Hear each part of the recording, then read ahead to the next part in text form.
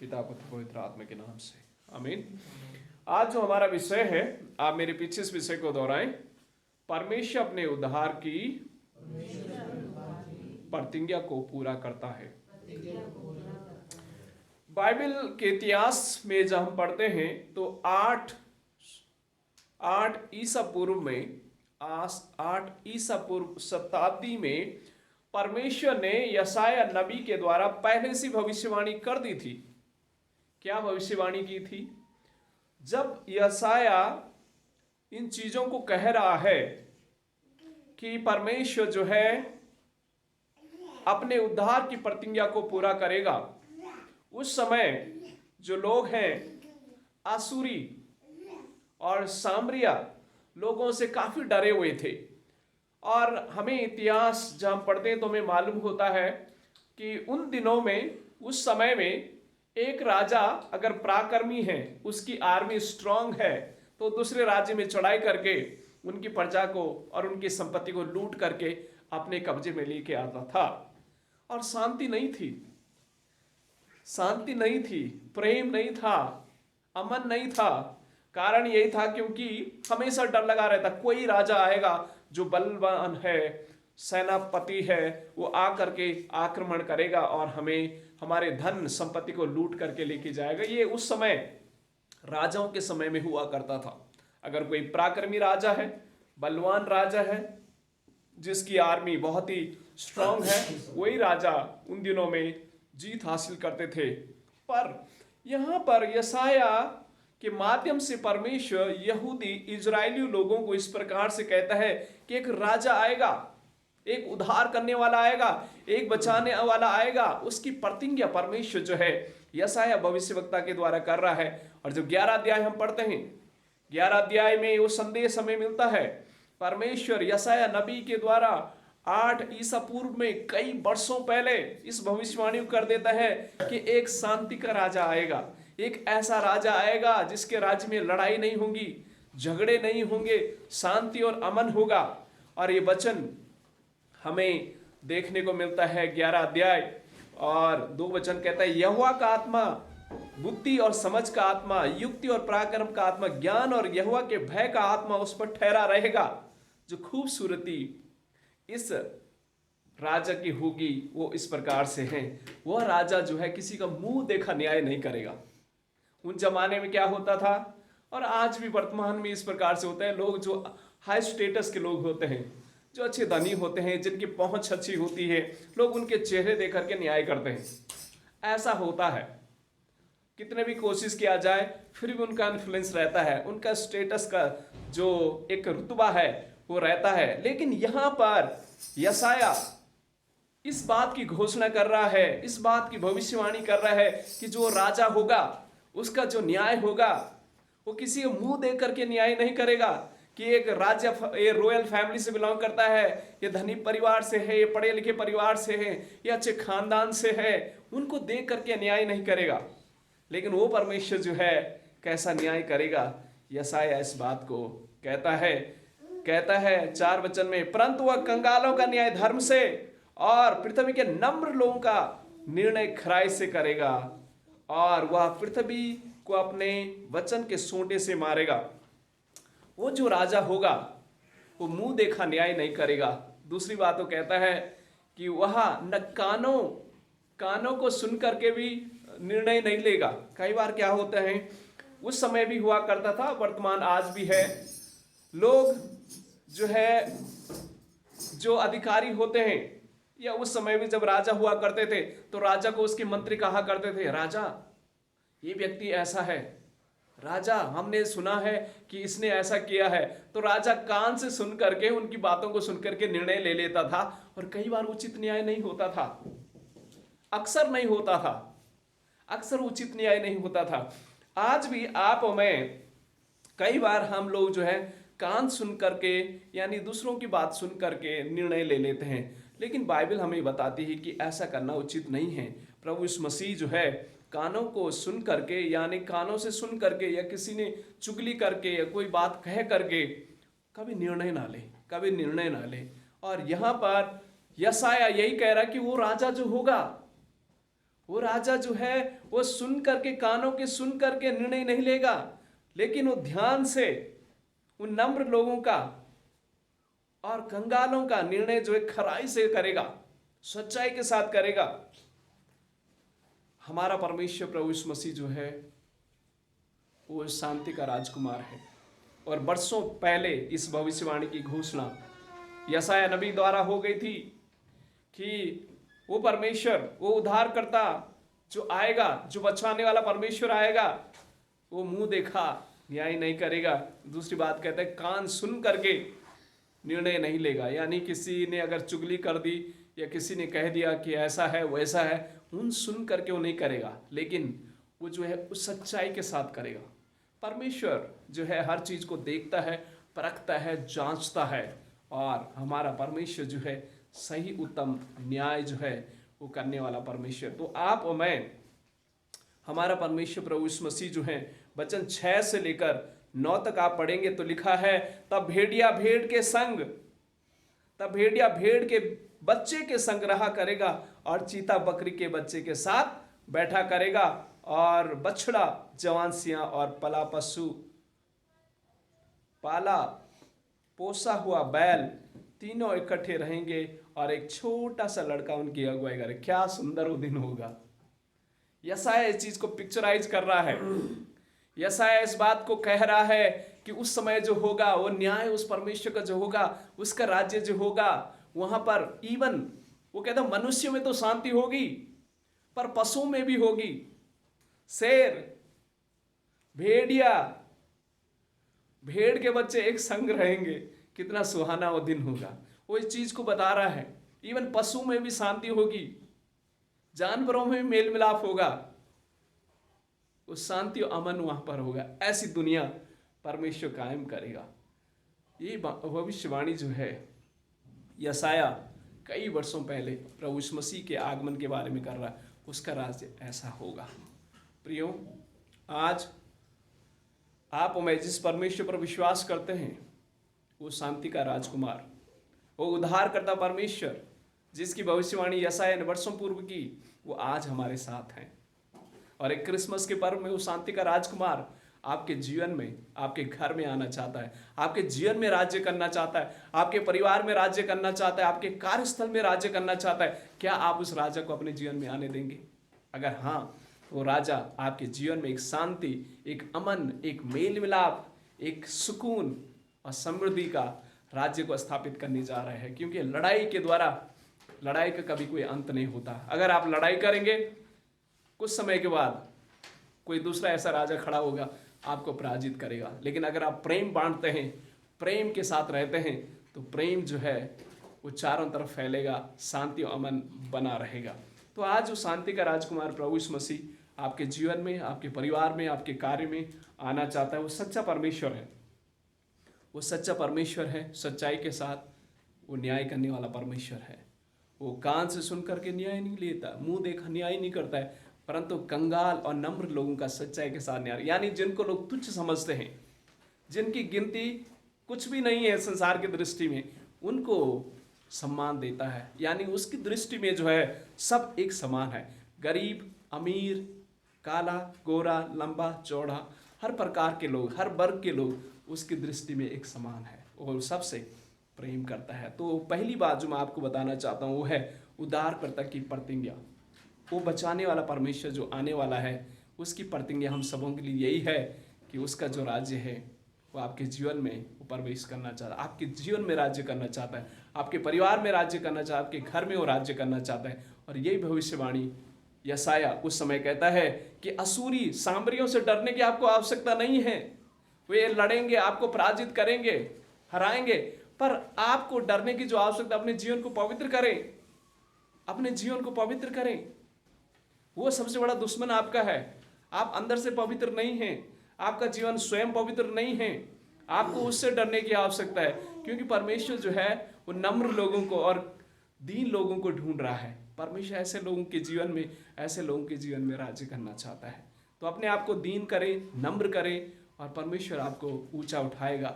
यही यशाया भविष्यवक्ता के द्वारा हमें भी यह संदेश आज परमेश्वर देना चाहता है। दूसरी बात जो मैं आपको बताना चाहता हूँ वो है भजन संहिता उसका 89 अध्याय में। यहाँ पर जो दूसरी बात हमें सीखने को मिलेगी, आप मेरे पीछे से दोहराएं, परमेश्वर अपने दासों को ऊंचा उठाएगा। परमेश्वर अपने दासों को ऊंचा उठाएगा। और जब हम 4 वचन पढ़ते हैं, इस प्रकार से लिखा है, मैं तेरे वंश को सदा स्थिर रखूंगा और तेरी राज गद्दी को पीढ़ी से पीढ़ी तक बनाए रखूंगा। वचन 4 इस प्रकार से कहता है, मैं तेरे वंश को सदा स्थिर रखूंगा। और जब एक वचन से पढ़ना शुरू करते हैं आप 89 चैप्टर, उसका एक वचन, मैं यहोवा की सारी करुणा के विषय सदा गाता रहूंगा, मैं तेरी सच्चाई पीढ़ी से पीढ़ी तक बताता रहूंगा, क्योंकि मैंने कहा तेरी करुणा सदा बनी रहेगी, तू स्वर्ग में अपनी सच्चाई को स्थिर रखेगा। तूने कहा, मैंने अपने चुने हुए से वाचा बांधी है, मैंने अपने दास दाऊद से शपथ खाई है। मेरे प्रियो, परमेश्वर जो है अपने दासों को ऊंचा उठाना चाहता है। और यहाँ पर जो है, जब आप इस अध्याय को पूरा पढ़ेंगे और 19 पद से लेकर 26 पद तक पढ़ेंगे, तो दाऊद को, जो दाऊद एक चरवाहे था, परमेश्वर ने दाऊद इस चरवाहे को उठाया। कुछ छोटी से जिम्मेवारी से परमेश्वर ने उसे एक बड़ी जिम्मेवारी दी है। और दाऊद इस चीज को याद करता है, स्मरण करता है कि हे परमेश्वर, मैं एक चरवाहा, एक बालक था, एक छोटा सा था। परमेश्वर, तूने मेरा अभिषेक किया, तूने अपने दास को ये जिम्मेवारी दी और तूने मुझे ऊंचा उठाया है, तूने अपने दास को ऊंचा उठाया है। जैसे मैंने कहा, परमेश्वर प्रभु यीशु मसीह जो है, ये हमारा परमेश्वर नम्र लोगों को क्या करता है? नम्र लोगों का, कंगालों का जो न्याय है वो सच्चाई के साथ करता है। परमेश्वर दाऊद को, जो चरवाहे था, अपनी भेड़ बकरियों को चराता था, जंगलों में रह करके विश्वास योग्यता के साथ, वफादारी के साथ उस कार्य को करता था जो परमेश्वर ने उसे दिया है। वो ये समझते हुए नहीं कहता था कि अरे मेरे पिता ने क्या कार्य मुझे सौंप दिया है, छोड़ो इसकी बकरियों को, खाने तो जंगली जानवर को। लेकिन नहीं, वो जंगली जानवर के साथ क्या करता था? युद्ध करता था, लड़ाई करता था उस जंगली जानवरों से। उन बच्चों को, भेड़ बकरियों को क्या कर लेता था? बचा लेता था। तो परमेश्वर इन छोटी छोटी चीजों को क्या करता है? देखता है, जांचता है, परखता है। और परमेश्वर जो है अपने लोगों को क्या है, अपने दासों को जो ऊंचा उठाता है। एक छोटा सा बालक चरवाहा को परमेश्वर राजा बना देता है। आपके लिए, मेरे लिए संदेश क्या है? संदेश आपके लिए, मेरे लिए यह है कि जब आप में परमेश्वर के राज्य में अपने आप को दीन और नम्र करते हैं और जो भी कार्य जिम्मेवारी आपको दी जाती है उसको आप में वफादारी के साथ करते हैं, ईमानदारी के साथ करते हैं, परमेश्वर हमें अपने समय के अनुसार उठाता है। आमीन। दाऊद ने कभी स्वप्न में भी नहीं सोचा होगा कि मैं एक राजा कभी बनूंगा। हाँ, आप में अपनी जहन में भी कभी सोचेंगे नहीं, परमेश्वर ऐसा हमें उठाना चाहता है, ऐसी आशीष देना चाहता है।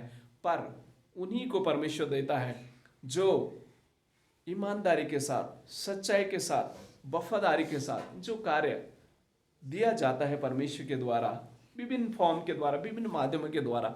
छोटा कार्य हो सकता है, बड़ा कार्य हो सकता है, जो भी कार्य है उसको वफादारी से करें, उनको परमेश्वर अपने समय के अनुसार उठाता है। आगे वचन इस प्रकार से कहता है, वचन जब 20 से 22 तक पढ़ेंगे, लिखा है, मैंने अपने दास दाऊद को लेकर अपने पवित्र तेल से उसका अभिषेक किया है, मेरा हाथ उसके साथ बना रहेगा और मेरी भुजा उसे दृढ़ रखेगी। आमीन। परमेश्वर देखो अपने चुने हुओं को क्या करता है? बचाता है और संभालता है। आप थोड़ा मेरे साथ सोचिए, आप क्या सोचते हैं कि दाऊद राजा बन गया, उसके जीवन में कष्ट नहीं आए, उसके जीवन में मुश्किलें नहीं आई? आपको मालूम नहीं, जब उसके इतिहास आप पढ़ोगे पता चलेगा उसका अपना बेटा अबसलोम उसके खिलाफ हो जाता है। जिस राजा शाऊल की उसने मदद की, वो उसका दुश्मन बन जाता है, उसकी जान के पीछे चला जाता है। जब परमेश्वर के चुने हुए लोग हम हैं, कष्ट आएंगे, मुश्किलें आएंगे, परेशानी आएंगी, दिक्कतें आएंगी, लेकिन परमेश्वर का वचन कहता है जिनको मैं चुनता हूं उनको छोड़ूंगा नहीं, मैं उनके साथ क्या करूंगा, संग रहूंगा, उनके साथ रहूंगा। आमीन। आपको कभी लगता होगा जब मैं बीमारी में होता हूं या तकलीफ में होता हूं, क्यों मेरे परिवार में तंगी है, क्यों मेरे परिवार में बीमारियां हैं, क्यों परेशानियां हैं, क्यों मुश्किलें हैं। हे प्रभु, अगर तू मेरे साथ है तो मुश्किलें क्यों हैं, मेरे परिवार में ऐसी समस्या क्यों है, ये कष्ट क्यों है। दाऊद के बारे में सोचे, जिसकी उसने मदद की वो उसकी जान का दुश्मन बन गया, उसका अपना बेटा ही उसके शत्रु बन गया। उसके बेटे ने तो उसके राजपाट को 2 भाग में बांटने के लिए पूरा कोशिश कर दिया। प्रियो, संदेश आपके लिए मेरे लिए है, जिनको परमेश्वर चुनता है कष्टों से होकर के वो जाते हैं, मुश्किलों से होकर के जाते हैं, लेकिन परमेश्वर उन्हें कभी छोड़ता नहीं, उनके संग और साथ रहता है। जो वायदा परमेश्वर करता है उसको पूरा करता है। और दाऊद के वंश से ही प्रभु यीशु मसीह आए। आमीन। परमेश्वर ने वायदा किया था, तेरे वंश को मैं सदा सर्वदा के लिए स्थिर करूंगा। दाऊद ने कभी सोचा ही नहीं होगा, हे प्रभु, मेरा बेटा ही मेरा राज्य लेके जा रहा है, तो कौन सा राज्य मुझे देगा। उसके मन में सवाल आए होंगे, उसने कभी सोचे भी नहीं, क्योंकि दाऊद आज है नहीं, वो चला गया। लेकिन आज आप में इस चीज को सुन पा रहे हैं, देख पा रहे हैं, पढ़ पा रहे हैं कि परमेश्वर ने दाऊद के वंश से ही प्रभु इस मसीह को संसार में लाया और उसका राज्य सदा सर्वदा का है। आमीन। परमेश्वर अपने दासों को ऊंचा उठाता है। जब आप में अपने आप को दीन करते हैं, नम्र करते हैं, परमेश्वर में ऊंचा उठाता है। जिनको परमेश्वर चुनता है वो मुश्किलों से होके आर्थिक तंगी से होके जाएंगे, पारिवारिक कलेश से होकर के जाएंगे, बीमारी से होकर के जाएंगे, कष्टों से होकर के जाएंगे, आलोचनाओं से होकर के जाएंगे। जिनकी आप मदद करेंगे वही आपके शत्रु और दुश्मन बन जाएंगे। लेकिन निराश नहीं होना, घबराना नहीं, क्योंकि परमेश्वर आपके संग रहेगा और आपको दृढ़ करेगा और परमेश्वर आपको बचाएगा और परमेश्वर आपको उठाएगा। आमीन। प्रभु इस वचन के द्वारा हमें आशीष दे। जो अगला भाग हमने प्रेतों के काम से, प्रेतों का काम उसका 3 अध्याय से पढ़ा था। आप मेरे पीछे इस बात को दोहराएं। जो तीसरी बात हम सीखेंगे, दूसरी बात हमने सीखा परमेश्वर अपने दासों को ऊंचा उठाएगा। तीसरी बात मेरे पीछे से दोहराएं, परमेश्वर वादा किए गए नबी को उठाता है, या दूसरे शब्दों में कहें परमेश्वर वायदों को पूरा करता है। जब प्रेतों के काम उसका 3 अध्याय हम पढ़ेंगे, 16 वचन से 26 वचन तक जब हम पढ़ते हैं, 16 वचन मैं आपके लिए पढ़ना चाहता हूं। इस प्रकार से लिखा है, और उसी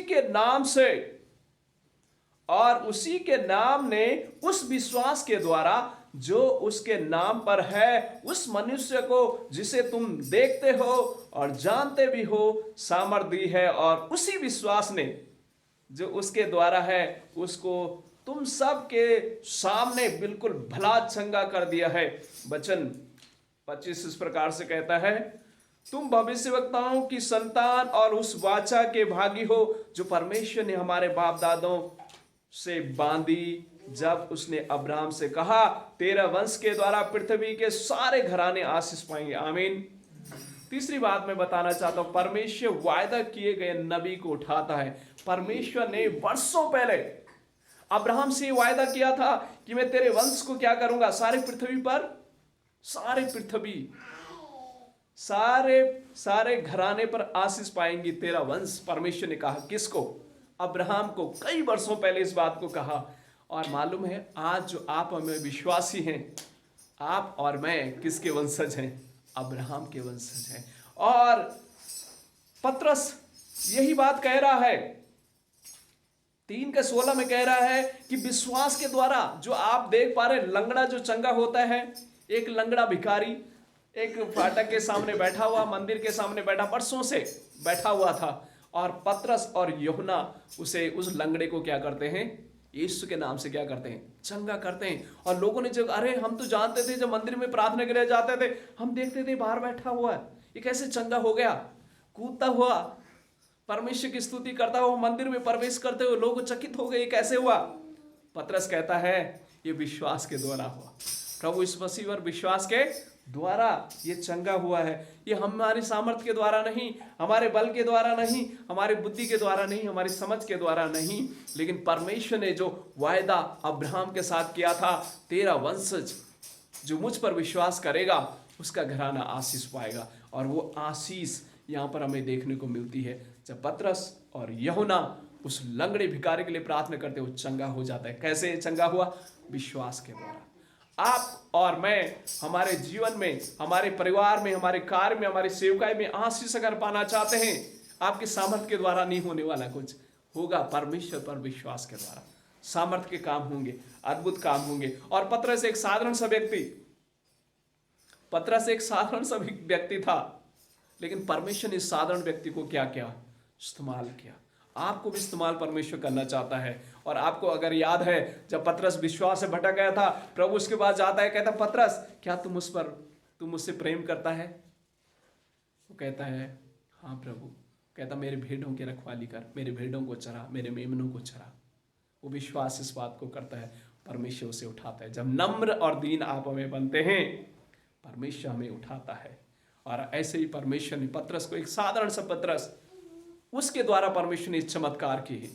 आपके द्वारा भी परमेश्वर करना चाहता है, पर आपका भरोसा अपने पर नहीं, अपनी धन दौलत पर नहीं, अपनी शान शौहरत में नहीं, किसी भी चीज में हमें घमंड कर, अपनी ज्ञान बुद्धि समझ किसी में घमंड करने की आवश्यक। घमंड करें तो किस पर? परमेश्वर पर घमंड करें और उस पर विश्वास रखें। वही हमें बढ़ाएगा, वही हमें आशीष देगा और वही हमारे द्वारा दूसरों को भी आशीषित करेगा। आमीन। और यही पतरस के द्वारा और यूहन्ना के द्वारा परमेश्वर ने इस लंगड़े भिखारी को आशीषित किया और उस वायदे को परमेश्वर ने पूरा किया जो अब्राहम से किया था। और परमेश्वर ने पतरस को कहा तो रॉक है, तो चट्टान है, तुझ पर मैं अपनी कलीसिया को स्थापित करूंगा। और परमेश्वर ने उस बात को भी पूरा किया। और पतरस के द्वारा चिन्ह चमत्कार जो देखने को हमें बाइबल में मिलते हैं, परमेश्वर के सामर्थ्य के द्वारा यह हुआ है। तो प्रभु हमें आशीष दे, पतरस के समान हमारा विश्वास भरोसा परमेश्वर पर हो, तभी हमारे द्वारा परमेश्वर अपने कार्य और अपनी महिमा को लेगा। लास्ट अंतिम बात कह करके मैं समाप्त करना चाहता हूँ। जो हमने जो सुसमाचार में से यूहन्ना उसका 1 अध्याय उसका 1 वचन से 14 वचन तक पढ़ा, जो लास्ट चौथी बात हमें सीखने को मिलती है वो है, मेरे पीछे दोहराए, वचन देदारी हुआ और हमारे बीच में डेरा किया। इस वचन की गहराई को अगर आप समझना चाहते हैं तो उत्पत्ति की पुस्तक और यूहन्ना 1 अध्याय और इस भाग को जब आप पढ़ेंगे, वचन देहधारी हुआ, एक्चुअली क्या है? वचन ही परमेश्वर है, वचन ही परमेश्वर, सब कुछ वचन के द्वारा उत्पन्न हुआ, वचन ही परमेश्वर के साथ था, वचन ही परमेश्वर था, वचन देहधारी हुआ, वचन हमारे बीच में डेरा किया। ये सारी बातें जो हैं यहाँ पर लिखी हुई है। ये सिंपल सा एक बात है जो यूहन्ना बताना चाहता है कि परमेश्वर ने जो बात कही कि मेरा बेटा इस संसार में आएगा, वो बात जो है वो अवतारित होती है, वो वास्तविकता में होती है। उदाहरण के लिए अगर मैं कहूँ आप आगे जाओगे तो आपको वहाँ पर एक सोने का मुकुट मिलने वाला है, और मैंने कहा आप गए हो आपको मिल गया, यानी वो जो बात है, वो वचन जो है वो पूरा हुआ। उस वचन में वो एक जीवन के एक रूप अवतारित हो गया। उसी प्रकार से परमेश्वर ने जो भविष्यवाणी वर्षों पहले की थी कि मेरा प्रिय पुत्र इस संसार में आएगा, वो भविष्यवाणी जो है वास्तविकता में पूरी होती, यानी वो वचन पूरा होता है। परमेश्वर ने कहा सूर्य हो, सूर्य हो गया। परमेश्वर का पेड़ पौधे हो गया। परमेश्वर ने कहा जीव जंतु हो, सब हो गया। जैसे परमेश्वर ने अपने वचन को कहा वो वचन पूरा हुआ, यानी उस वचन में जो है देह एक अपनी आंखों से उन्होंने देखा, वो फिजिकल फॉर्म में देखा। उसी प्रकार से आप और मैं जो परमेश्वर के लोग हैं, हमारे वचनों में भी एक जीवन होना बहुत जरूरी है। और जब हम कहें दूसरों को कुछ बातें कहते हैं, उस वचनों में भी जीवन होना बहुत जरूरी है। और परमेश्वर जो है वो जिंदा परमेश्वर है, उसका वचन जिंदा है। आज जब उसके वचन के द्वारा दुष्ट आत्मा के लिए छुटकारे के लिए प्रार्थना की जाती है, दुष्ट आत्मा छुटकारा पाते हैं उसी वचन के द्वारा। जैसे पतरस ने कहा लंगड़े को यीशु मसीह के नाम से चल फिर, और चलने फिरने लग गया, यानी उस शब्दों में क्या था? जीवन था। वही परमेश्वर जो है आज हमारे ऊपर भी उस अनुग्रह को देना, ऐसी आशीष हमारे जीवन में परमेश्वर देना चाहता है। वो वचन में जीवन है, कई बार आप में उस वचन के महत्व को नहीं समझते हैं, उस वचन की गहराई को नहीं समझते हैं, वचन को आप में कई बार अनसुना कर देते हैं, इसीलिए हमारे जीवन में आशीष और अनुग्रह नहीं होता है। वचन की सामर्थ को अपने जीवन में महसूस करें, उस वचन को अपने जीवन में घर बनाने दें, उस वचन को अपने जीवन की गहराई में उतरने दें, तभी आपके जीवन में, मेरे जीवन में आशीष आएंगी। क्योंकि वचन उस बीज के समान है, जिस बीज को आप भूमि में बोते हैं, समय के अनुसार खुद उग करके आ जाता है, फलवंत बन जाता है। अगर उस वचन को एक सॉलिड जो है मिट्टी नहीं मिलेगी, प्रॉपर धूप नहीं मिलेगा, तो वो जो बीज है वो सही फलवंत नहीं हो सकता है। अपने हृदय में वचन को आने दे, फिर आपके जीवन और मेरा जीवन आशीषित होगा।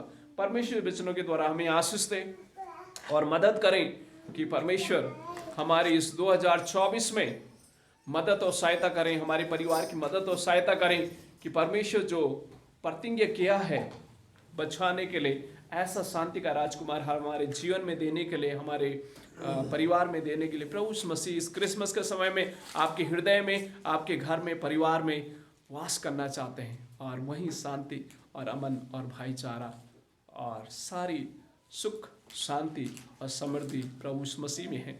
उसको अपने हृदय में जगा दें और उस वचन के समान अपने हृदय में उतरने दें, तब आपका जीवन, मेरा जीवन फलवंत होगा। मुश्किलें आएंगी, कष्ट आएंगे, परेशानी आएंगी, परमेश्वर इनसे हमें बाहर निकालेगा। God bless you.